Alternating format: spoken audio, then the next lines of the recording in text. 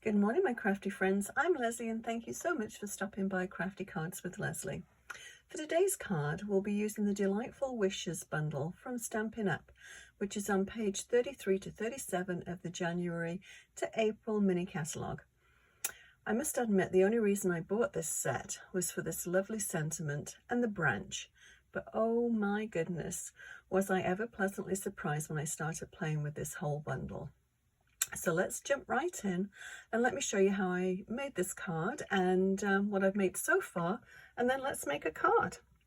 So these are what I've been playing with. I started off by doing this one, and I thought this was such a pretty card. Actually, what it reminds me of, we have a lot of cherry trees that bloom all along, I guess, this area on the west coast of Canada. And a lovely sign of spring. So that's what this reminded me of, the beautiful spring cherry trees. Now this is just using a single stamp. This is the Delightful Wishes. So you can see it's sort of layered stamping. So this is how I got this one, was just this stamp. And so you can build it up in layers. So then I went to the second stamp. So you can see the paler background, and it was just, I stamped off, and so it's second generation stamping, and then went in with this layer and did the top stamp. So it's very easy to do, and the sentiment I think is so pretty. This one is actually stamped, but then this one is just all die cuts, and I think this is just so pretty, just so elegant, and just sort of got a tranquil feel to it. So I've just done the wishing on the outside. It actually comes with all of the little wishing you were here, wishing you all the best, you a happy birthday, so you can put your other sentiment inside. But I thought it's just got such a soft look, I didn't want to sort of put anything else on to sort of clutter it. So yeah, let's make a card. Oh, and what I did with the if you can see this background here, it's embossed, and all I used was this little, let me grab it, just a decal edge. It's actually made by Sizzix, and it's 3 3/4 by 2 3/4, and so just a little pattern on the background, just to sort of tie it all together. So I think we are going to do this one today. And I have this old stamp set, and it was an elegant eggplant one, but of course Stampin' Up don't have that color anymore. But the very closest thing is Blackberry Bliss. So I actually bought this stamp set. The actual stamp is in really good shape, so I didn't want to just toss it out, but it did need re-inking. So I just ordered a container of Blackberry Bliss re-inker, and it works perfectly well. So that's what we're going to be doing today. So I'll put this in sight, hopefully, and move these out of the way. Make a little bit more room on my tiny little table, and let me just grab some scrap paper. And I've pre-cut a lot of little sentiments and all the stuff that we'll need. I always do extras because it's nice to play with it. So this is the wishing one that's been stamped and then die cut, and but this I think is so delicate. This is the one that we're going to be using today. And all I did with this one was, you can see here, I mean, you could just use Blackberry Bliss cardstock and that would work perfectly fine. But I just took my blending brush and the ink, and then just made my own cardstock basically, and then die cut it. So it has sort of just a gradient look to it. It's not just a solid color. So we'll need this one. Pop this one out. We need a branch. Yeah, these are so cute. I should show you all the dies that come with this set.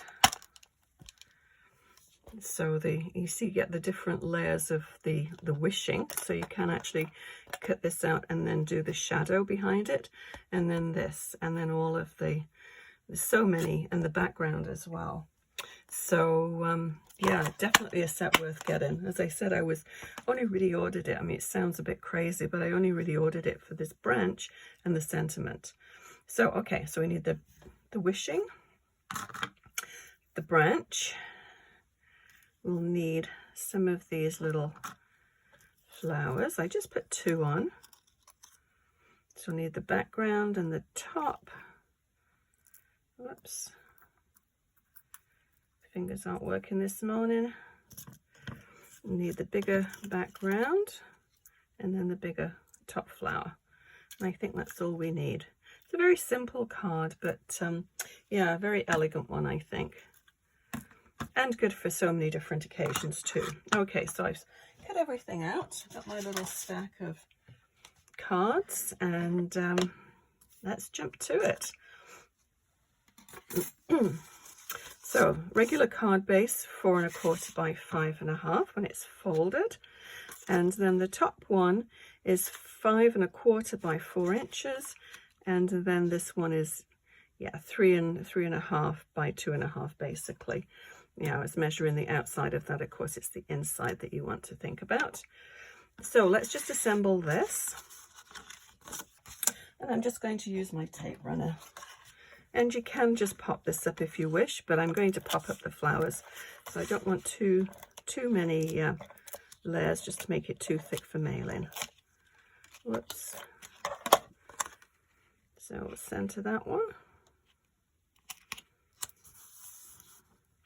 And then this is about halfway, it's sort of right in the middle.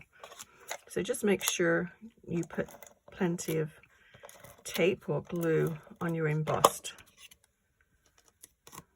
And I don't think I told you which embossing folder this was. It's a Stampin' Up one, and it's Soft Waves. I do like this one. I've used this one several times. So no mushrooms today, no toadstools. After doing 3 videos in a row with toadstools, I'm sure everybody's toadstooled out. But it is a cute stamp. Okay, so let's pop this down next. And I just like to sort of figure out where I'm going to put it all. So my glue, I think basically we'll just copy the first one. It worked the first time, so as I keep saying, why reinvent the wheel? And you just need a little bead of glue.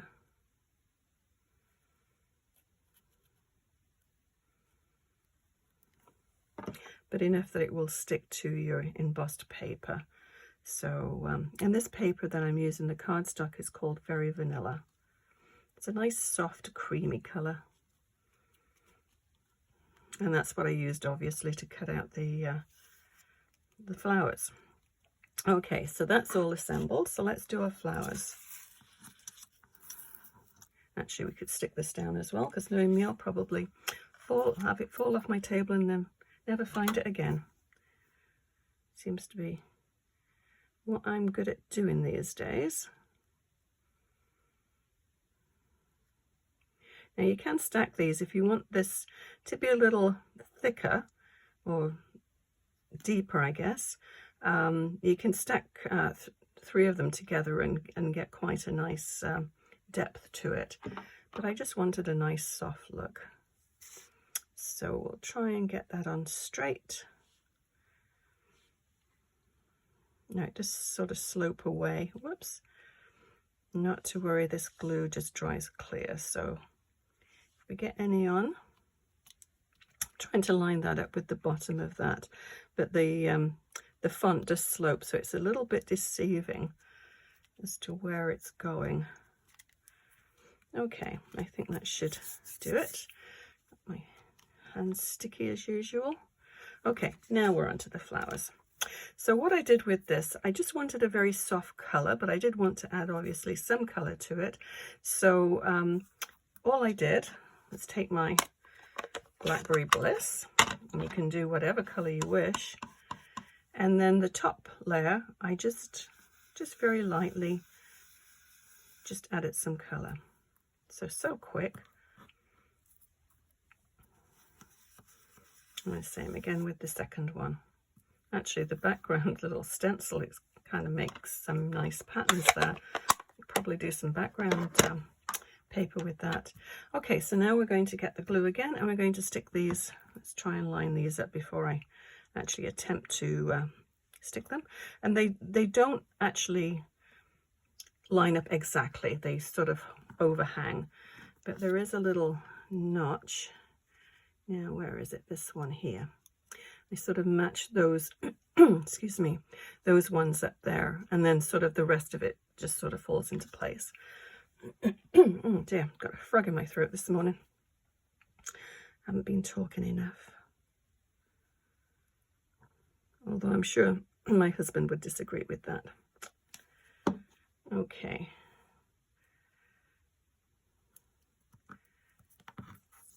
So that's one done. So once you've got these cut out, it goes together so quickly. It'd be a good one to mass produce. Let me see if I can line that one up again. There we go. Just hold it a minute. Okay, let me put the top back on the glue before something disastrous happens. Okay, they're good to put on. So let me bring over my dimensionals. And I think we just need one. These are the larger ones. I'll just put one on the back of each one. I'm just going to angle that. I don't want everything straight. And what do I have on there? Oh, I'll worry about that later. I'll get that off. I think it's probably a little bit of ink. Or we can just put a little gem over the top of it. Gems are fabulous for doing things like that. Cover up all kinds of little boo-boos. Okay. Whoops. I'll just pop that one down. Okay, so talking of gems, let's bring them in. Got a couple of different ones. I used the lilac ones on that one, but we could use these ones as well.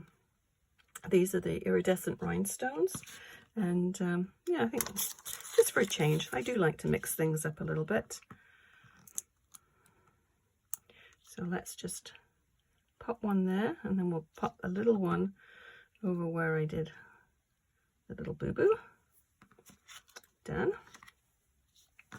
Actually, on those, they look a little bit too pink, I think. I'm going to pop it off, pop it back on there, and just pop it back on the carrier sheet, and it'll be good for something else. If you get them straight away, you do have a little time to move them. Okay. Yeah, I think those ones are a better color. And I had one up at the top there. I'll do the same. Okay, so a very, very quick and easy card to do today. I think that's one of the quickest ones, 13 minutes, not bad. I like to keep them shorter and don't want to take up too much of your time. So I hope you like that one, and I hope if you've got this set, you'll give it a try. I will list everything below that I used to make this card, and please, if you enjoyed the video, please give it a thumbs up and consider subscribing. Thank you so much for watching. We'll see you again next time for another card idea. Happy crafting. Bye bye.